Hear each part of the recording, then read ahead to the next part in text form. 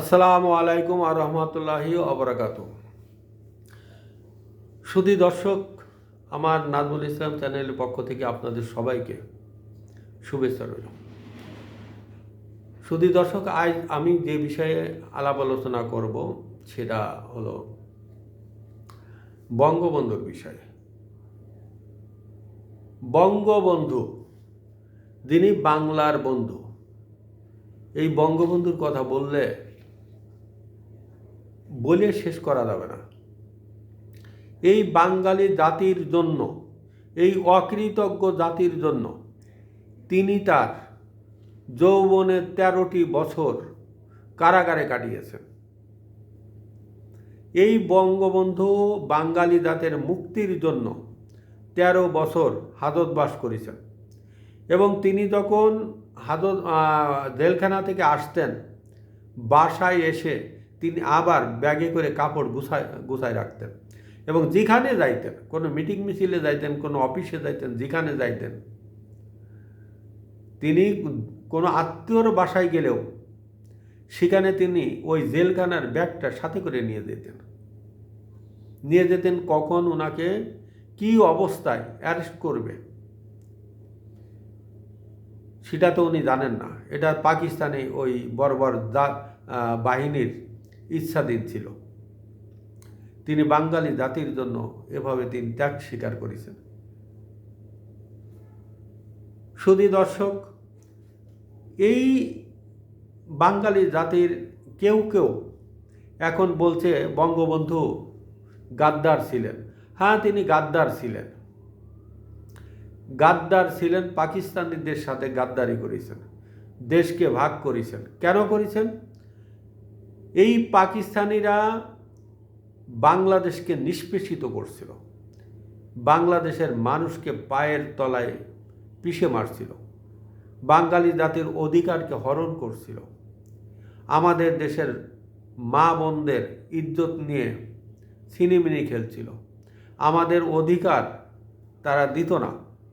সব ক্ষেত্রে এই বঙ্গবন্ধু এত খারাপ যে এই অধিকারগুলো প্রতিষ্ঠার জন্য তাদের সাথে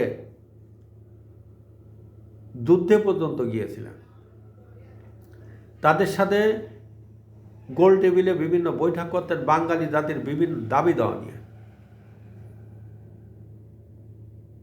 বঙ্গবন্ধু এত খারাপ যে এই খারাপের কারণে তিনি বাঙালি জাতির অধিকারের জন্য 6 দফা পেশ করেছিলেন। 62 সালে শিক্ষা আন্দোলন করেছিলেন। বঙ্গবন্ধু এত খারাপ, এই বাঙালি জাতির মুক্তির জন্য তিনি 69-এর গণ অভ্যুত্থানের ডাক দিয়েছিলেন। এই বাঙালি জাতির মুক্তির জন্য বাঙালি জাতির মা বোনদের এই পাকিস্তানিরা 71 সালে যেভাবে তাদের উপর অত্যাচার করেছিল, হিটলারের সেই কনসেন্ট্রেশন জেলখানার মতন আমাদের দেশের নারীদের ওখানে নিয়ে রাখতেন, তারপরে তারা ইচ্ছা মতন ভোগ করতেন। তারা হিটলারের কনসেন্ট্রেশন সেন্টার তৈরি করেছিল।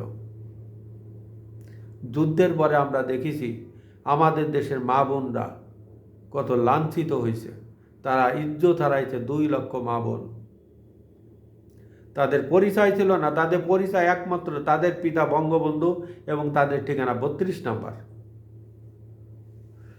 এই বঙ্গবন্ধু এত খারাপ ছিলেন যে আমাদের দেশের সেনা, পুলিশ, বিডিআর, আনসার, বিভিন্ন বাহিনী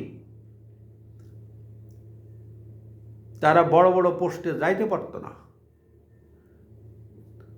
তারা কোনো রকমের ল্যান্স নায়ক ক্যাপ্টেন পর্যন্ত গিয়ে এ পর্যন্ত থেমে যেত, আর উপরে যেতে দিত।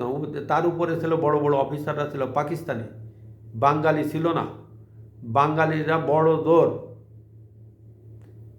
একটা মেজর বা কর্নেল হলে তাদেরকে পেনশনে পাঠায় দিত, তাদের চাকরি শেষ করে দিত বা এমন একটা জায়গায় দিয়ে দিত আর কোনো র্যাঙ্ক তারা পাবে না।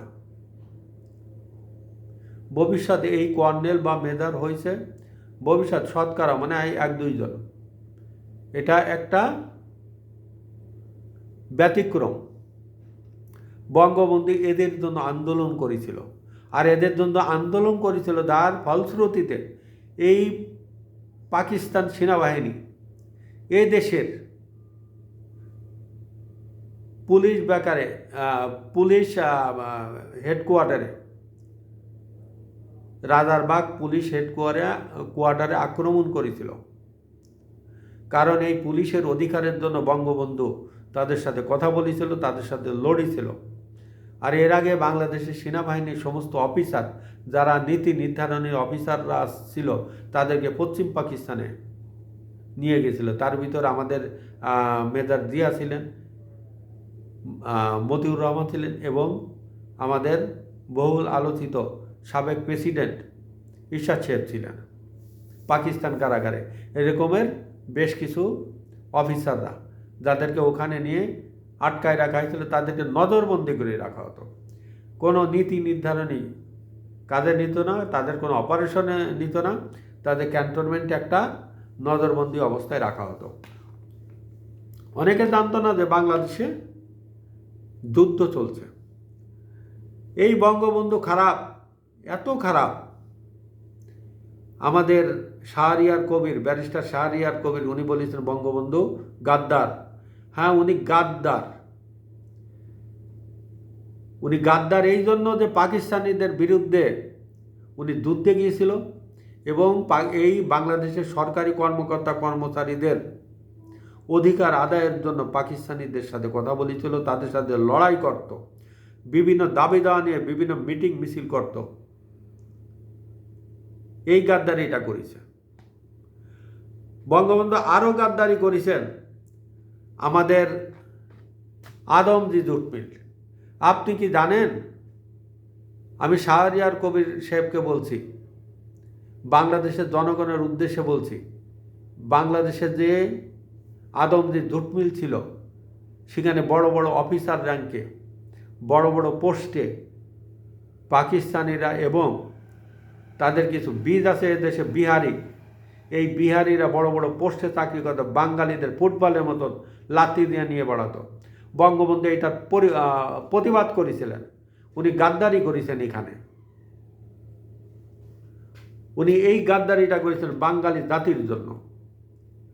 বঙ্গবন্ধু আরও গাদ্দারি করেছেন। তিনি এই দেশের যেসব বীরাঙ্গনা নারীরা আছে, পরিবার, তাদেরকে জায়গা দেয়নি, ঠাঁই দেয়নি। উনি ওনার 32 নম্বরের ঠিকানায় বাবার নামের জায়গায় ওনার নামটা বসায়ে তাদের পরিচয়টা তুলে ধরেছেন এবং তাদেরকে বীরাঙ্গনা উপাধি দেওয়া হয়েছে। তাদেরকে ধর্ষিতা নারী না বলে বীরাঙ্গনা বলেছেন। তারা মুক্তিযোদ্ধার একটা অংশ। বঙ্গবন্ধু আরও গাদ্দারি করেছেন। এই দেশের বিহারিরা ঢাকা সহ বিভিন্ন মফস্বল শহরে যেসব জায়গা বিহারিদের কলোনি ছিল, সেই শহরটা পুরাটা বিহারিদের আন্ডারে ছিল এবং তারা প্রতিটা পাড়ায় পাড়ায় তারা টর্চার সেল করেছিল বাঙালিদের জন্য। বাঙালিদের ধরে ধরে এখানে নিয়ে টর্চার করা হতো।